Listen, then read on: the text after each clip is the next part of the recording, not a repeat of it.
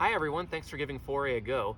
We're going to film a little video here to give you some tips on how to get started with it. And I thought, well, let's film it by our mushroom logs. And I didn't expect, spring has just hit us here in Minnesota, first week of May, and there's a cracked bread shiitake right next to me. I didn't think it would actually be flushing right now, so that's nice. We've got some oysters in here and shiitakes.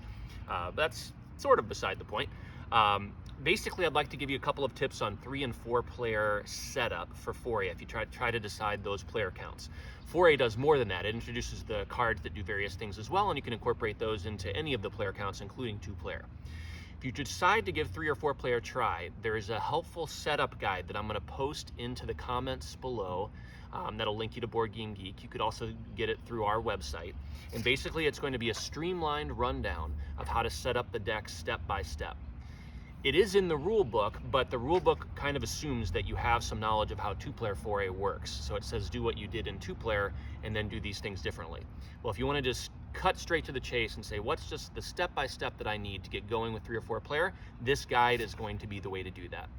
One more thing for 4-player, which I really hope you decide to try, because the 3 and 4 player, they maintain the same sort of tactical interplay and mind games with your opponents as the 2-player. They have their own little wrinkles. 4-player is more different from 2 than 3-player because you're simultaneously selecting actions on a handy-dandy little compass here. And you have to really think about what your opponents are going to want because it will influence what you choose in the order of priority as you go around the table, as you resolve who picked what from the forest. So you'll see how that works, and I think you'll have a lot of fun with it.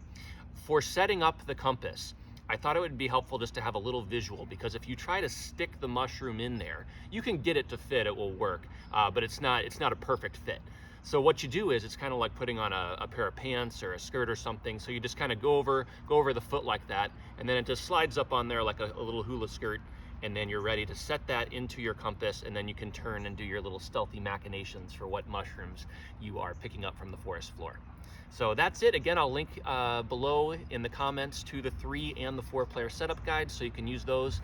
It'll take a little massaging of the deck because it was a game designed for 2 players, so it's going to take you a few minutes to get it set up. But once you do, it's going to be a nice balanced deck, and you'll be ready to go and hopefully have a lot of fun with all the different variation that Foray brings to Morels.